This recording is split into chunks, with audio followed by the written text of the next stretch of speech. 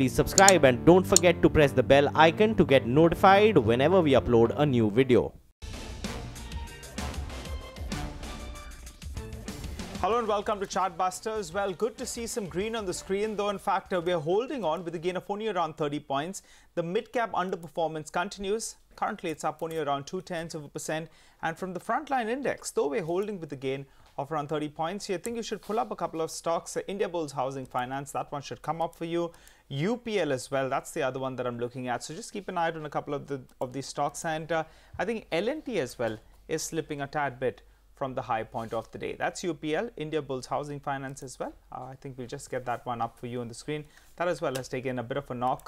Though, Mangalam, good to say that we have more number of stocks that are advancing in comparison to the number of stocks that are declining. That's absolutely right, Nigel. But the one thing that I'm a little skeptical of, to be very honest, is the fact that yes, we are holding with a 30-point gain, but rallies are being sold into, and every rally since morning. Case in point, pull up the PSU Bank index. One would assume that the valuations are in favor or not. Something like a Union Bank trading at what, 3.3 times book, Punjab National Bank itself 0.6 times. So the PSU Bank opened fairly in the red, then recovered, moved into the green at some point in time, and then there was again selling pressure. So we're back in the red terrain with about a 0.75% cut. So that is something we'll be watching out for all through today's trading course. But first up, all the top stories that we're tracking at this point in time. Tata Steel among top Nifty gainers today after CLSA bets big on the Indian steel industry. Say they are tightening, or CLSA says tightening demand supply will aid the stock performance. Macquarie too maintains its outperform on the stock, says the recent correction which took place yesterday has made the stock more attractive. And PSU banks are under pressure. PNB sees a cut of another 3% after 3 new arrests were made in the fraud case. 2 managers of the Forex department, 1 officer responsible for checking SWIFT messages at the branch have been taken into custody. They'll be produced in court later today. Gitanjali Gems sees another 10% cut on the stock today, locked in lower circuit as we speak. The stock, remember, has fallen 56% in February so far. And Fortis gives up early gains. The stock is in focus today after RK Damani's Drive Investments bought close to around 0.5% stake in the company in a large trade that was seen yesterday. Additionally, the promoters holding in the company has fallen to less than 9% from around 34%. That means that 25% of their shares have been revoked. Ambuja Cement in focus today ahead of its third quarter earnings. A CNBC TV18 poll sees an 18% revenue growth. Sales volumes expected to be higher by 17%, led by market share gains in North India and a favorable base. Okay, mid-caps are almost in the red, so that's not good news. Fortis, we are talking about it. Well, it opened up with a gain of around 2-3% approximately. It's corrected a good 10% from the high point of the day. So let's pull up the intraday chart there. Muthoot Finance, that's the other one that I'm looking at. That as well has taken a bit of a knock, and now the mid-cap index is on the verge of moving into the red. So you should keep an eye out on the mid-cap index. It clearly states that, in fact, we are seeing some selling at higher levels. It's almost moved into the red now as we speak. Well, let's find out what's the trade on the Nifty. Ashwini joins in. Ashwini, well, we are holding in the green, but with the kind of trade setup we have, is this a good shorting opportunity? See, my sense is that given the sort of relentless selling we've seen for last couple of days, you may not get substantial downside from here. I think you need to rally some more, and only then you may see a big fall. So today you would think that the market is at best choppy. The other thing is that HDFC and HDFC Bank are doing well. And whenever they do well, the financials tend to see short covering. So I wouldn't be surprised that if this current dip that you have is bought into, and markets make a fresh intraday high, because given the way we were opening last couple of days, all sectors in the red, 200 advances, 1200 declines, that kind of scenario cannot sustain for too long.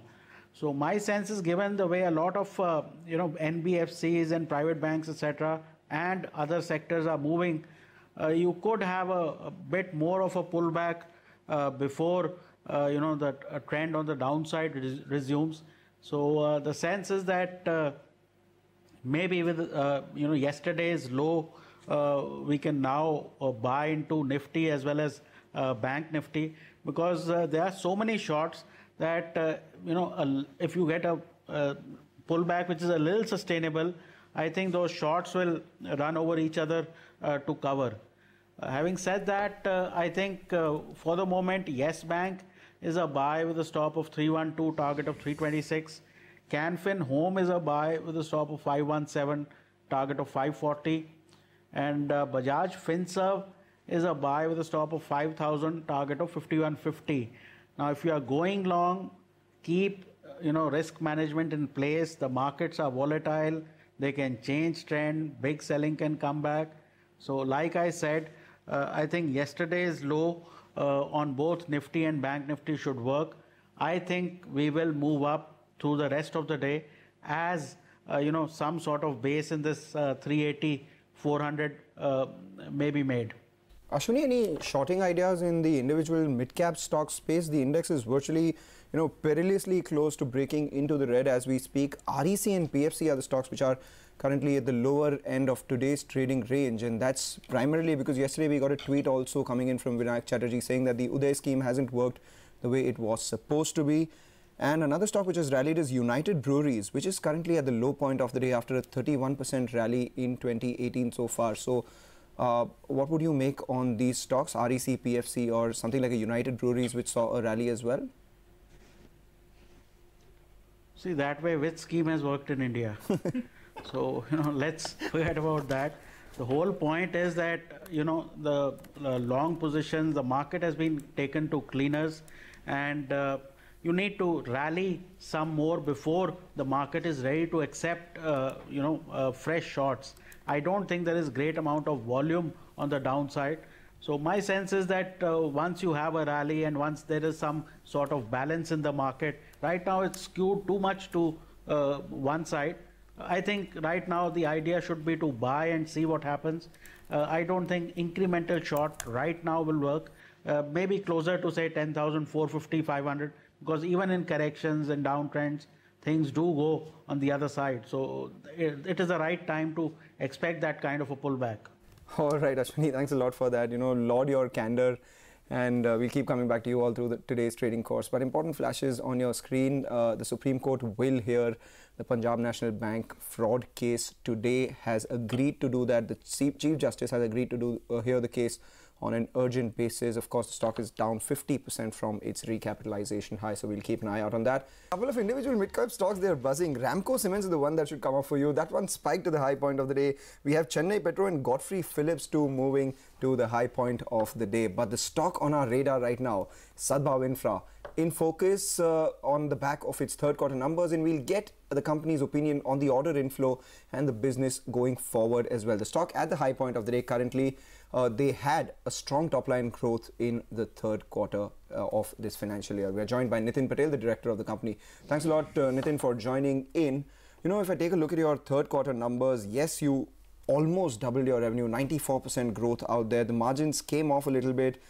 Company continues to post a net loss. In fact, I was reading through your comment and you said that you are looking at scaling new highs in terms of profitability.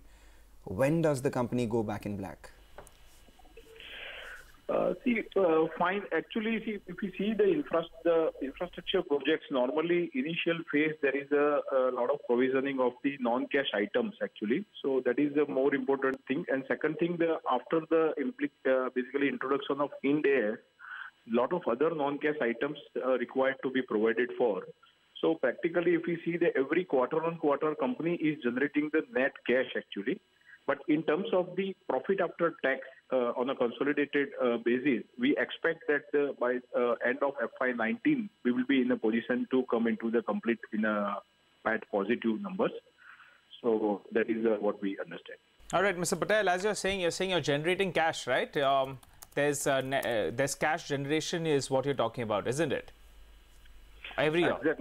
Exactly. See, what could that amount be, sir? Roughly, if you could roughly help us with an amount for this year, for next year, what kind of cash generation are you looking at?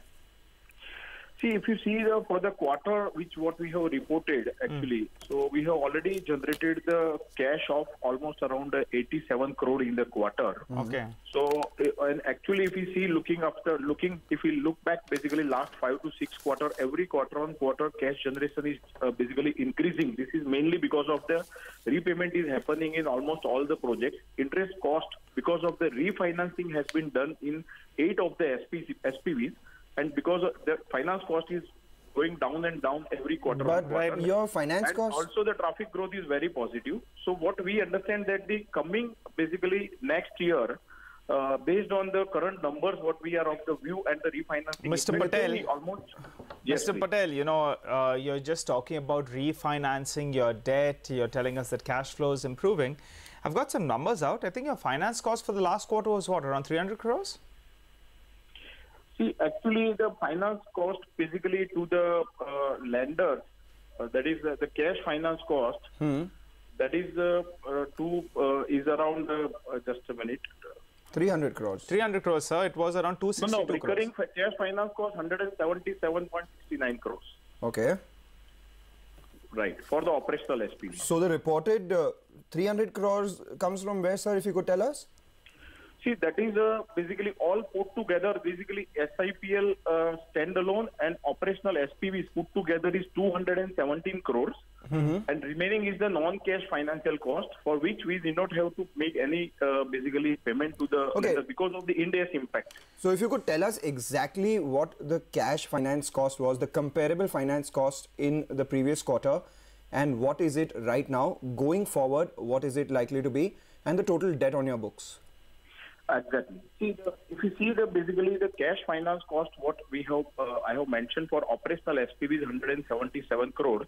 So FY19 for a full year, we are seeing the cash finance cost will be to the tune of almost around 710 crore for the operational SPVs, including the new project which is becoming, which has already become operational, that is Mysore Bellary. So what we understand that the revenue from the operational SPVs will go to almost 1,400 crores. And after we are operating at 85% cash EBITDA that we already set the figure. No, Mr. Patel, you know, I think the line has got a little hazy there. Just when we thought we were getting some very important details from you, sir. Let's try again. Mr. Patel, can you hear us? Yes, I can hear you. Yeah, I think the line has got a little hazy. So I'll tell you what, you know, my team's going to try to get back to you immediately. We want to understand what is the finance cost that we are going to be working with. Around 710 crores is what you're talking about. By the way, the mid-cap index, after seeing a bit of a rebound, it's moved back into the red, you know, so that's not good news. It seems that, in fact, there's a bit of a selling on mid-caps that's taking place. Adani Enterprises, pull up the intraday chart, that stock's down 3.5% as we speak. And RelCap as well as REC, both those two stocks are getting a bit of a knock in the last few minutes. Well, Mr. Patel, you're back with us. So good. I hope we got you on a good line now. You were telling us, sir, your finance cost is around 710 crores, right? That will be for FY19. FY19. So that would mean your total debt in your books is what? What rate are you borrowing at? See, operational SPVs, the total debt is 7,010 crores. So almost the cost will be to the near to 10%. Actually. Okay. 10%. All right. Okay. So that's as far as your balance sheet is concerned. You said you're looking at good traffic growth. We saw toll revenues come by about 9% higher quarter on quarter. Is that kind of traction likely to continue? What can we expect in terms of traffic growth? What are your internal assumptions? From the operational SPVs for FY18, which are just about to complete, we are seeing the revenue of to the tune of 1,090 crore for the full year, which will go to 1,400 crore in FY19, based on the basically the current traffic plus the normal growth of 6 to 7% what we envisage actually. Plus the toll revenue will also increase from 1st of April. So this resultant figure will be 4, and we operate at around 85% cash EBITDA. So we see the 1,200 crore will be the EBITDA for the FY19, and the finance cost will be to the tune of 710 crore from the operational SP. Well, let's get straight to the biggest global market voices then. We caught up with emerging market guru Mark Mobius, and he believes India will surpass China in terms of growth. On the sectoral front, he believes that Indian banks will continue to thrive and strive. Let's hear him out. It's possible to have more correction. You must remember that not only India, but the U.S. market and many other markets around the world, particularly the developed markets in Europe and the U.S., have reached high points. On a historical basis, there is reason to believe that you're going to have corrections from these very high levels that we're seeing now. The interesting thing about the developments now is that with the U.S. dollar getting weaker, emerging markets are looking pretty good. But, of course, they would be affected if there's a significant downturn. And I believe that the benefits that the reforms already implemented have had on the society as a whole will be reinforcing the need for more such reforms. So we're very positive about India, as you know. We think India is now on the takeoff stage and will probably surpass China in terms of growth going forward. The banks are going to continue to survive and thrive, and I would focus on those banks that are improving their digital offering, because, as you know, there are incredible improvements being made in the digital side, and the government's efforts, by the way, this is one government reform that's been very, very beneficial in setting up this payment system on a national basis. Is going to be incredible boost for banks who, and this is the big who, will be able to utilize that advantage. All right, the markets are off the high point of the day. The mid-cap index, of course, in the red. The Nifty Bank also briefly touched that red mark, and a lot of stocks are under a bit of pressure. But one stock that is bucking the trend is Canfin Homes, up about 3.5%. That story has been on our radar for a few weeks now with regards to an impending stake sale. Abhishek Kothari has been giving you all the exclusive updates on this impending stake sale. Abhishek, you have some more updates for us? Well, Mangalam, we reported last time that the non-commercial bid date has been extended from 16th to 28th. So now bids have come into non-commercial bids, that is without any monetary being involved, has come in for Canara Bank's stake in Canfin Homes. 6 entities have placed their non-commercial bid. Of the listed entities, we have HDFC Limited and RBL Bank, and then we have a couple of private equity players, that is Bain Capital, Blackstone, Temasek, Barning Capital, who have placed their interest. Kotak Mahindra Bank, which actually met the management, has not placed an interest, but that doesn't rule them out of the book. That is, they cannot place their bid. They can place their bid, but they won't get the Deloitte's due diligence reports. So all these 6 entities who have placed their non-commercial bid in terms of Canara Bank's stake in Canfin Homes will get the due diligence report of Deloitte. So other players, as I mentioned, they can bid, but they won't get the Deloitte's report. But the commercial bid date has been extended. Unlike earlier, you know, now the commercial bid date has been extended to 20th February. That is on account of the PE investors, the global PE investors who have to, write to their head office, get a permission, do their due diligence, and therefore, they have requested and, an increase in commercial bid dates. So we will see on 20th February what are the commercial bids that come in. All right, Abhishek, thanks a lot for that. Canara Bank, remember, holds 30% stake in Canfin Homes, valued currently at closer to that 2100 crore mark.